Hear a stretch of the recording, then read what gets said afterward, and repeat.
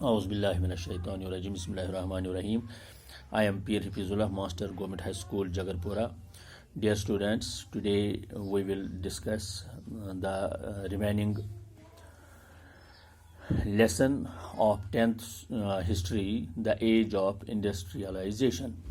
Dear students, up to till date we have learned the barter system, the proto-industrialization and the industrial revolution. Later on we read how England become the trade hub, especially the London, which was known as the finished city, due to proto-industrialization, due to cottage industries and homemade goods. Dear students, as we learned that the industrial revolution does not come at a time. It took years together to reach that step while the industries were established. Dear students, as I have discussed with you that during industrial revolution, various people got jobs in industries, but the majority of people lost their jobs. As you know, in manual work, there arises a need of large workers in cottage industries, in small scale industries, in fields, in other places where the workers are used. But when this industrial revolution came, when factories were set up, when industries were set up, the manual power was reduced, and no doubt some people who were liable, who were intelligent, they got jobs, and various people lost their jobs because machines need minimum workers. Generally ہم بھی دیکھتے ہیں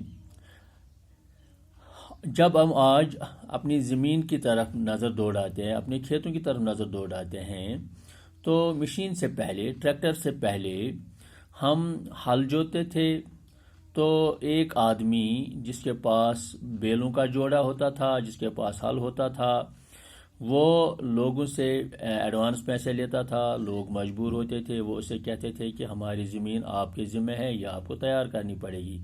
تو ایک دن ایک کی زمین تیار کرتا تھا، دوسرے دن دوسری کی زمین تیار کرتا تھا، تیسرے دن تیسری کی زمین تیار کرتا تھا. اس کا جاب ایسے چلتا تھا مہینے 2 مہینے. تو لیٹر آن وہ دوسرے کام میں لگ جاتا تھا. تو اس کی جگہ ٹریکٹر نے لے لی. آج ہم ویٹ کرتے ہیں، بڑے بڑے زمیندار جو ہیں، لینڈ لارڈ جو ہیں، وہ ٹریکٹر کا ویٹ کرتے ہیں جب پنیری کا وقت آتا ہے، جس کو ہم کشمیر میں کہتے ہیں تھل لگانے کا وقت جب آتا ہے، تو یہ لوگ ٹریکٹر والے جو ہوتے ہیں یہ آتے ہیں، کھیتوں میں آتے ہیں، تو 15 20 منٹ میں، 50 منٹ میں، گھنٹے 2 گھنٹے میں یہ سینکڑوں کنال، 20ویں کنال تیار کرتے ہیں، بہت کم پیسے میں اور بہت کم مدت میں. تو اس سے کیا ہو گیا؟ اس سے مینول کام جو ہے وہ کم پڑ گیا، لیبر کم ہو جاتا ہے، پیسے بھی کم لگتا ہے. تو یہی سچویشن لندن میں ہوئی جب انڈسٹریز قائم ہوئی، کارخانے جب قائم ہو گئے، صنعتیں جب قائم ہو گئیں. تو اس میں کیا، تو جو صنعتوں میں کام کرنے والے ملازمین ہوتے ہیں وہ بہت کم، چونکہ مشین کے ساتھ اب سارا کام مشین کرتی ہے، تو اب تھوڑے سے لوگ چاہیے، جو ایک تو وہ جو ڈرائیور جو ہوتے ہیں جو اس مشین کو چلاتے ہیں، اور جو وہ لوگ جو اس تک یہ را میٹیریل پہنچاتے ہیں. تو کم قلیل، یعنی کہ لگ بھگ اس انڈسٹریل ریولوشن کی وجہ سے، صنعتوں کی وجہ سے 90% جو مزدور تھے، ملازم تھے، وہ منیمائز کیے گئے، 10% لوگ لگائے گئے. اس کا مطلب یہ ہوا کہ بے شمار لوگ جن کے پاس جو کھیتوں میں کام کرتے تھے، چھوٹے چھوٹے کارخانوں میں کام کرتے تھے، کاٹیج انڈسٹریز میں کام کرتے تھے، ان کا جاب لاس ہو گیا، وہ ان ایمپلائڈ ہو گئے، بے روزگار ہو گئے. نتیجہ یہ نکلا کہ بہت ساری کرائسز ہو گئی، بہت ساری کرائسز. ایسی ایک مثال ہوئی کہ ایک بار عورتوں نے انہوں نے اٹیک کیا، انہوں نے حملہ کیا spinning genie per. Spinning genie it was an industry where the wool was spun.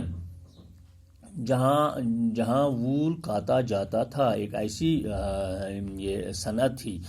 تو عورتوں نے، چونکہ عورتیں، میں نے آپ کو پہلے ہی بتایا کہ عورتیں بھی کام میں لگ جاتی تھیں، وہ بھی 18 گھنٹے کام کرتے تھے، مرد بھی 20 گھنٹے کام کرتے تھے انڈسٹری ریولوشن کے دوران، صنعتی انقلاب کے دوران.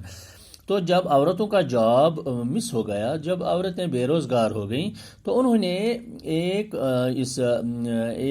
انڈسٹری پر، ایک صنعت پر جو وولن انڈسٹری تھی، جہاں سپننگ ہوتی تھی، انہوں نے اس پر دھاوا بول دیا اور اس پر حملہ کر دیا، کیونکہ وہ چاہتے تھے کہ یہ انڈسٹریز جو آ گئی، کارخانے جو آ گئے، تو اس سے ہمارا جاب لاس ہو گیا، ہم بیکار ہو گئے.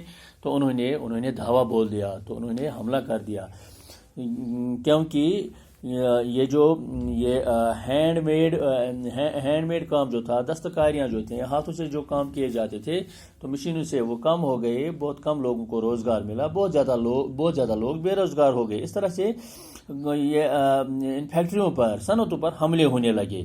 عورتوں نے حملے کیے، مردوں نے حملے کر دیے، یہ اس لحاظ سے کہ ان مشینوں کی وجہ سے ہمارا روزگار جو ہے، اس پر شب خون مارا گیا.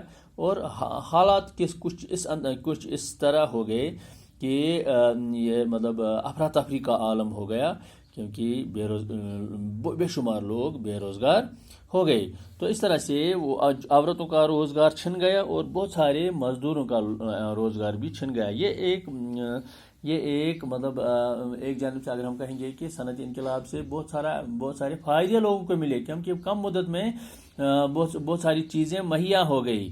لیکن دوسری جانب اس کا ایک بہت بڑا نقصان یہ ہوا کہ بہت سارے لوگ بے روزگار ہو گئے، جو ڈومیسٹک انڈسٹریز میں کام کرتے تھے، جو ہاتھوں سے کام کیا کرتے تھے، جو مطلب یہ سوت کاٹتے تھے، یہ وول کاٹتے تھے، یا باقی چھوٹے چھوٹے کارخانوں میں کام کرتے تھے، ان کا جاب لاس ہو گیا، وہ بے روزگار ہو گئے.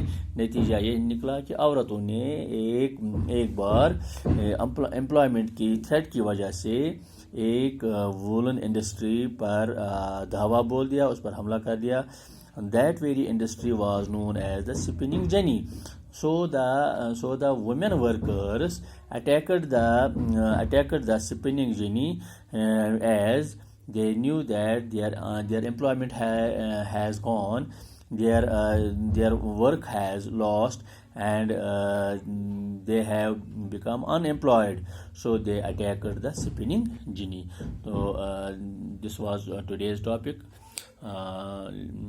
Inshallah we will proceed the lesson tomorrow. Thank you very much.